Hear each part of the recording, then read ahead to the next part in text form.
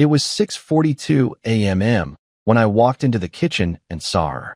Not cheating, not lying, not doing anything technically wrong. Just wearing my mother's apron, smiling, taking a selfie, holding a mug she never drank from, and posing like this was her house. But it wasn't. And that apron? It was the only thing I had left of my mom. She passed away 3 years ago. Sudden aneurysm. I got the call during my shift at the auto shop. I drove 4 hours in silence. That apron hung on a hook by her sink my entire childhood. I never washed it after she died. Not once. It still smelled like cinnamon and detergent in winter. I kept it in a sealed bag in the top drawer of the linen cabinet. Dina didn't even know it existed. Or so I thought. So when I saw her in it, barefoot, grinning, pretending to be someone's cozy wife for Instagram, something inside me cracked. I didn't say a word.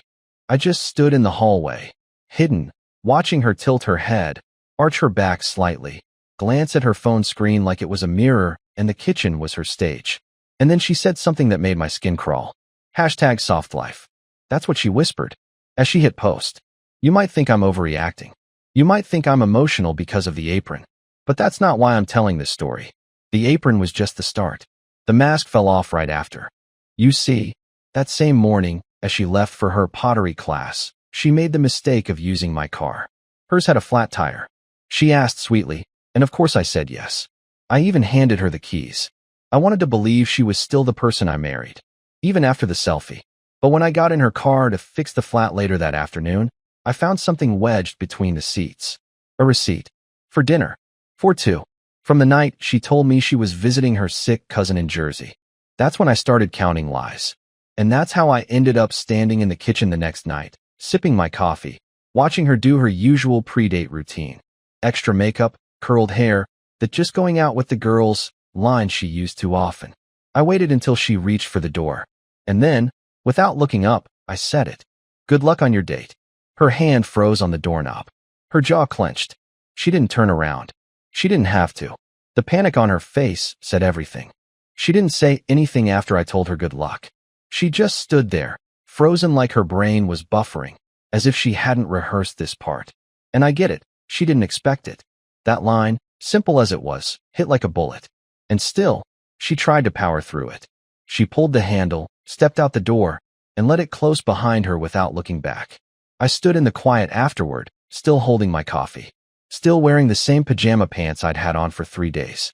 Still pretending like I hadn't just shattered the illusion for both of us. But here's the thing.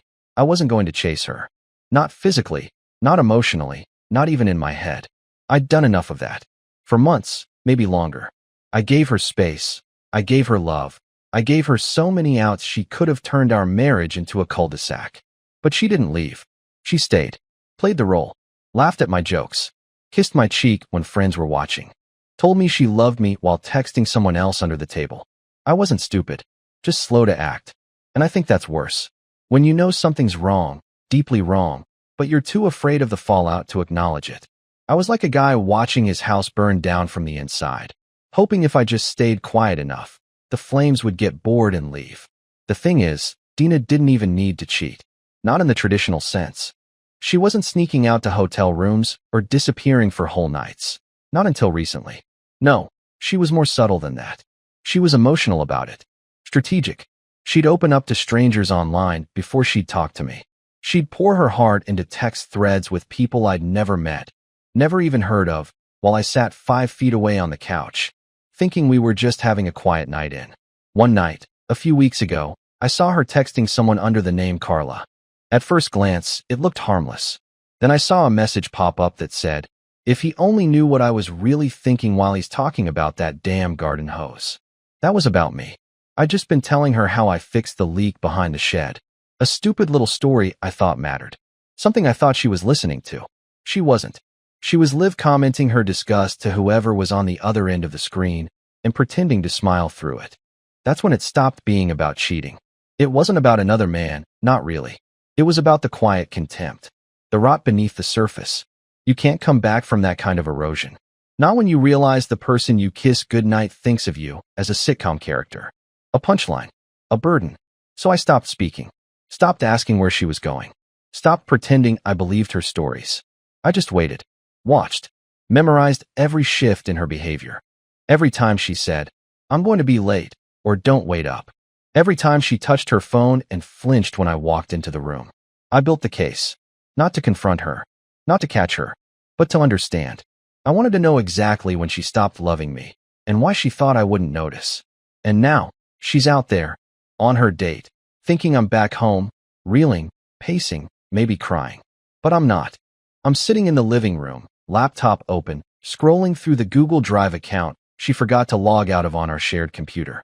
There are folders, lots of them, labeled things like work projects and tax stuff. But one of them is called meditation retreats.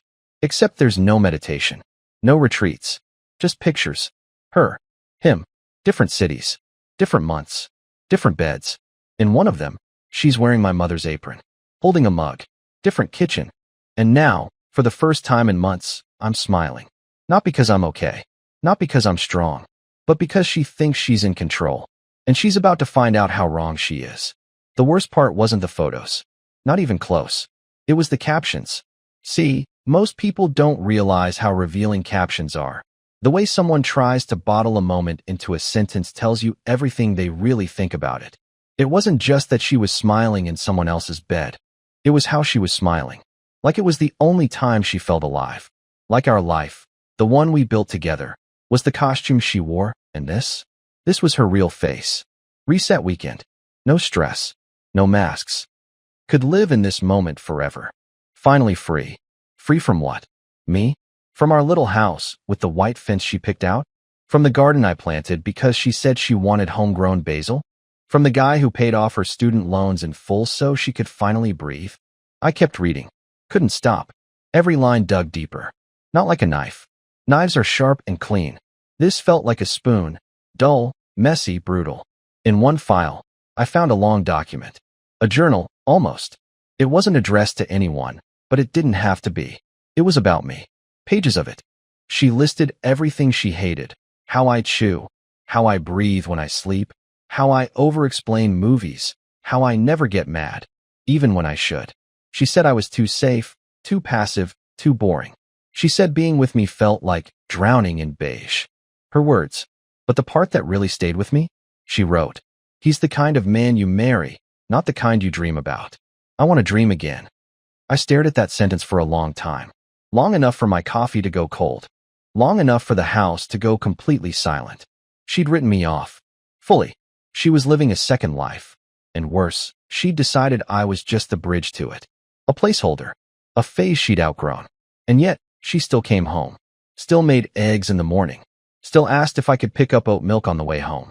She still kissed me on the temple like it meant nothing, and maybe it did. That was when I knew this wasn't just about catching her. It was about making her see me. Actually see me for once. Not the doormat. Not the background character. Not the beige. So I started preparing. I didn't yell. I didn't confront her. I didn't change my tone or routine. I still rubbed her feet when she came home tired. Still gave her space to journal in peace. But I was different now. I started logging everything. Dates. Receipts. Time she left. Screenshots. I printed her fake captions and pinned them inside a manila folder I kept under the floorboards in my closet. I gave the folder a name, Closure. You might think that's obsessive. Maybe it is.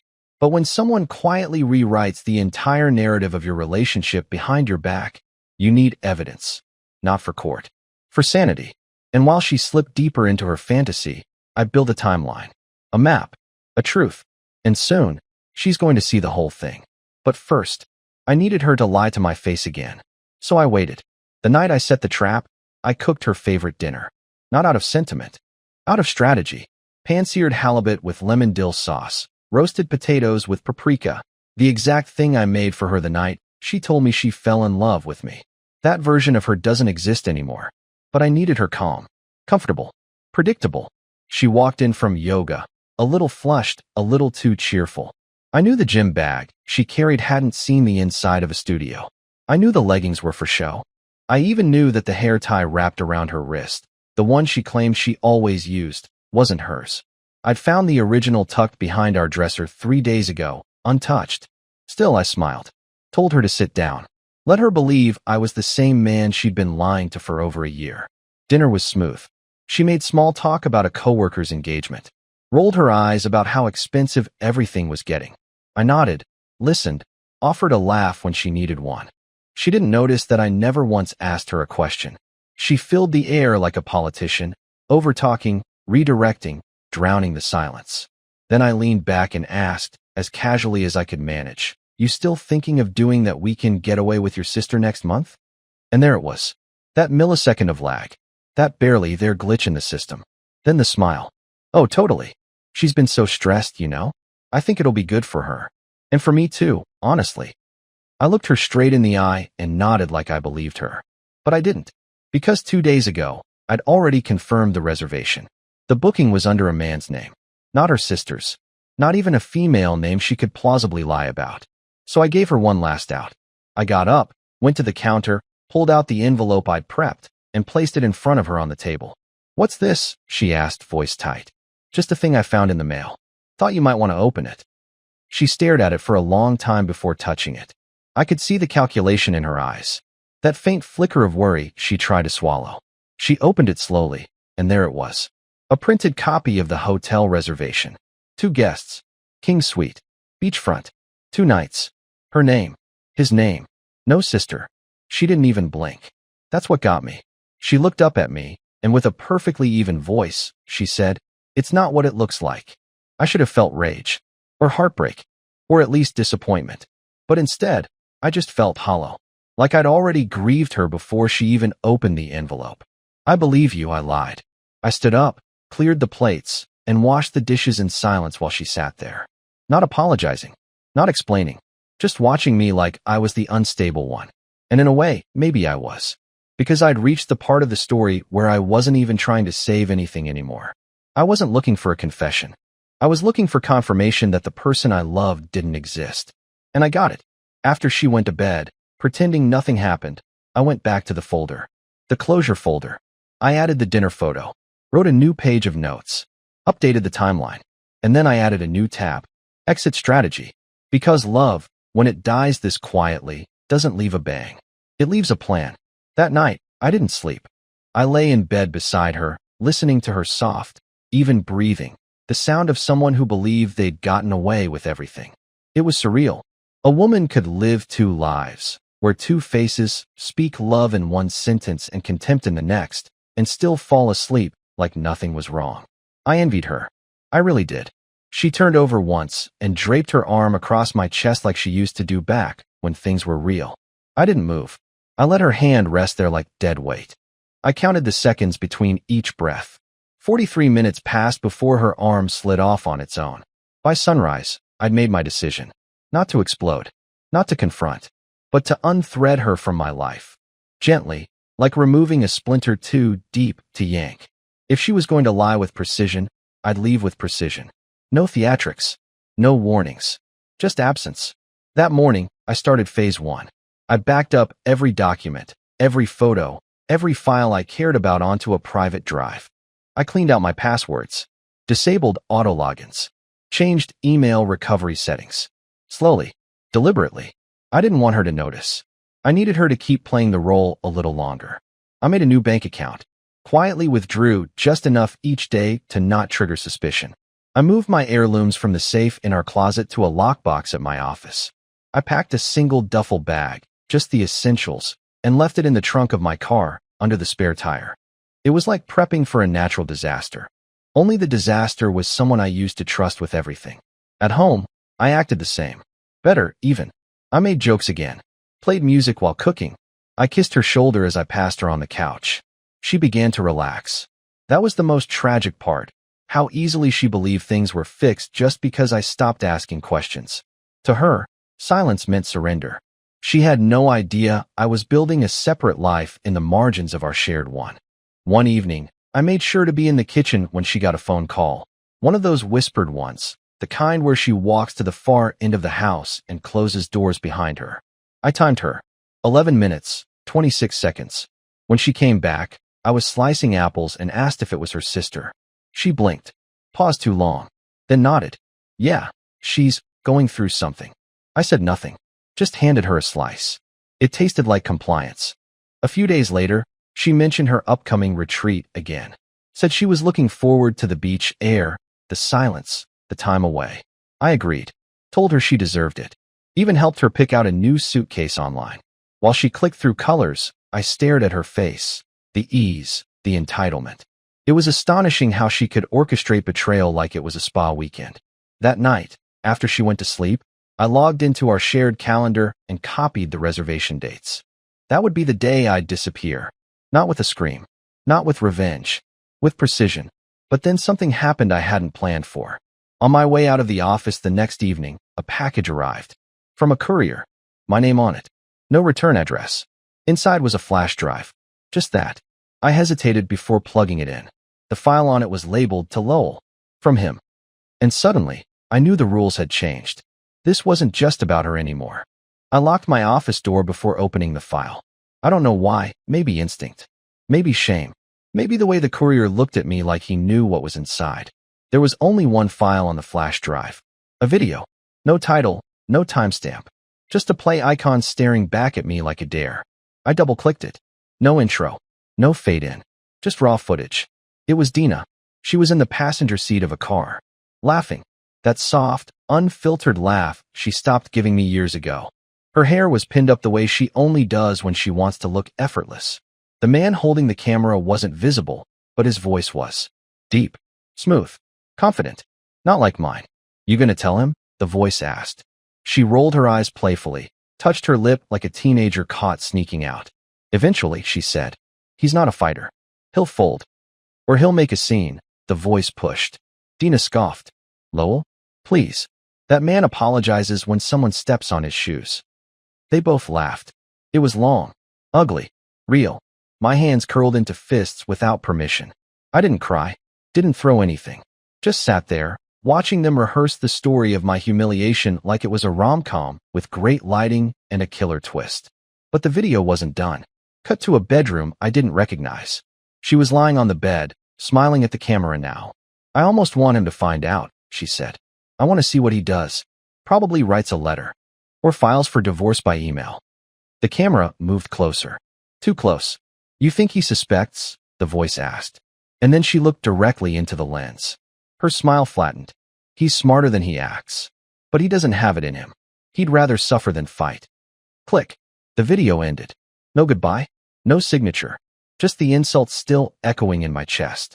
I leaned back in my chair, staring at the blank desktop screen like it might give me a reason not to feel what I was feeling. But it didn't. I'd been gut-punched in HD, and I was expected to keep breathing like nothing cracked. This wasn't just infidelity. This was performance. This was planned humiliation. The man behind the camera, whoever he was, sent me that video for a reason. He wanted me to see it. Not just to know, but to fold. Just like Dina said I would. They wanted to break me, quietly, so they could keep their hands clean. But the problem was, I don't break like that. I don't explode. I don't scream. I don't throw fists or furniture. I vanish. I erase. I rebuild. And now, the exit wasn't just personal. It was strategic. I pulled out my phone and opened a burner email I'd created 2 days ago under a fake name. I composed a message, attached a few carefully selected photos from Closure, and sent them to an anonymous tip line for a local private investigator I'd bookmarked a month ago but never contacted. Subject line, for your client. Thought you should know who she really is. I didn't sign it. I didn't need to. That night, I got home before her. She walked in humming, dropped her keys, kissed me on the cheek like she hadn't spent the weekend playing house in another man's bed. She opened the fridge, pulled out wine, offered me a glass. I said sure. She didn't notice how steady my hands were. She didn't notice the wine I poured into the sink when she turned her back. She didn't notice anything at all. But I did. I noticed her scent was different, not her perfume. Laundry detergent, not ours. I noticed her tan lines didn't match the bathing suit she packed. I noticed the way she kept glancing at her phone, waiting for a message that never came, because I'd sent it somewhere else. She thought she was playing chess, but I'd taken the king off the board. The downfall didn't begin with screaming, or a public scene, or some carefully orchestrated confrontation in a restaurant booth. No, it started in the most ordinary way, with a phone call that wasn't meant for her. I watched it happen from 10 feet away, pretending to scroll through a news article on my laptop while she stood at the kitchen island, sipping her oat milk smoothie, and checking her notifications like the world revolved around her curated little reality. The phone rang. A number she didn't recognize. She glanced at me, then at the screen, then hit accept, like she had something to prove. Hello? She said casually. I watched her face morph in real time. It started with confusion. Then came recognition. Then panic. She turned her back to me quickly, lowered her voice, but not fast enough. Because I already knew who was calling. And I knew exactly what they were about to say. The voice on the other end? A woman. Calm. Direct. Professional. Someone Dina wasn't expecting. Hi, is this Dina Adler? I'm calling on behalf of Mr. C. regarding a legal notice related to a recent shared property transaction. Silence. Dina blinked. Then, I'm sorry, what is this about? Who? But the woman interrupted her. She spoke clearly, with authority. She read off an address. Our address. She mentioned the name of a man, not me. And then she asked, can you confirm if you're residing at this location under a cohabitation agreement, or is this a marital property? Dina's voice cracked as she replied. I'm sorry, I think you must have the wrong. The woman continued. We were informed that this property was being used for dual occupancy under false documentation. We're required to validate residency before proceeding. Dina hung up. Just like that. Panic. Raw, unfiltered panic.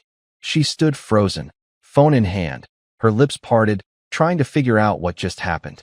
She didn't know it yet, but that call was the match. The one that was going to set fire to her perfect stage. Because the man she'd been sneaking around with, the one who sent me the video like he was doing me a favor, he'd made the classic mistake arrogant men make when they think they've already won. He listed her name on something that mattered. A property. A lease. Something legally binding. Something traceable. And now, someone else had picked up the scent. She spun around suddenly. Did you hear that? I looked up slowly, like I had no idea what was going on. Hear what? I asked. She blinked. Nothing. Scam call. I raised my eyebrows, gave a half laugh, and went back to pretending to read. But inside, I was counting down. She left the kitchen a few minutes later and disappeared into the bedroom. Probably to call him. Probably to panic. Maybe even to yell. Good. Let the cracks show. Let them widen. Over the next 24 hours, she unraveled in small, but telling ways. She checked the front door twice after locking it. She hovered longer over her laptop screen. She paused mid-bite during dinner and stared into space like she was calculating something with no solution. Her phone never left her side, but she wasn't smiling at it anymore. She wasn't even replying, just reading, then locking it, over and over again. She still hadn't mentioned the call, which told me everything I needed to know. She was planning an escape of her own. Not from guilt, from consequences. And she hadn't realized yet that she wasn't the only one keeping secrets. Because while she was spinning, I was finishing the last phase of my exit plan. That night, I stayed up late again, sitting in the garage, engine off, just letting the silence fill the air around me. I had a folder in my lap. Not the digital one, a real one. Paper. Printed. Labeled. With tabs. Receipts. Screenshots. Her words. Her photos. Her choices. Her consequences. It was ready. And so was I. Not for confrontation. For departure. But first, I wanted her to feel it. To know it. To see what it's like to feel someone slowly disappear and be unable to stop it. It happened on a Wednesday. The sky was clear. Birds were out. One of those two perfect mornings that feels like it's mocking you. Like the universe knows you're about to drop a bomb and wants the lighting just right. Dina had gone out early for coffee with coworkers. She kissed me goodbye like we were still living in a sitcom, like none of the last few weeks had been real. Her keys jingled. The door clicked. The car started. And just like that, she was gone. 10 minutes later, so was I? I didn't take much. Just the bag I'd packed weeks ago, the backup drive, and the folder. I left the rest. The furniture, the photos, the framed quote she hung by the door. Love lives here. Not anymore. On the kitchen counter, I left a single envelope. Inside, the hotel receipts.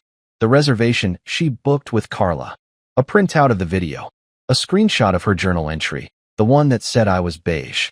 The one where she said she wanted to dream again. I didn't write a letter. She didn't deserve a monologue. I just scribbled one sentence on the back of the folder. You mistook kindness for weakness. I hope you dream of that forever. And I left. No drama. No begging. No threats. Just absence. I drove 3 hours west to a town she'd never heard of. Small, quiet, the kind of place where no one asks what you're running from as long as you pay in cash and smile politely. I rented a short-term place overlooking a lake, surrounded by trees that didn't care about my past. For the first time in years, I slept without grinding my teeth. I woke up without wondering who she was texting. I sat on a deck chair and watched ducks land on the water like they owned the world. And somewhere in the silence, I felt something I hadn't felt in a long time. Peace. A week passed. Then two. I got a new phone. A new number. She never called. Not once. I think she knew better. Or maybe she was too busy watching her fantasy life collapse from the inside. The man she'd risked it all for? He backed out of the property deal the same day I sent that anonymous folder. She's probably still trying to figure out how everything fell apart without a single argument. That's the thing about silence. It doesn't announce itself. It doesn't need volume. It just ends you. I started writing again. Nothing serious. Just thoughts. Fragments. Honest things. I started eating better. I cut my own hair with shaky hands. I joined a tiny community gardening group, even though I've always hated groups. One of the ladies there, Marlene, asked me once if I had any family around. I told her, not anymore, but I'm learning to be okay with that. She patted my shoulder, gave me a cookie. That moment healed more than I expected. I don't miss her. I miss who I thought she was. And that's a much easier ghost to let go of. The truth is, I'm not beige. I just needed the right light to see it. And now, I sleep like the man I used to be, before the lies. And for the first time in a long time, I'm dreaming again.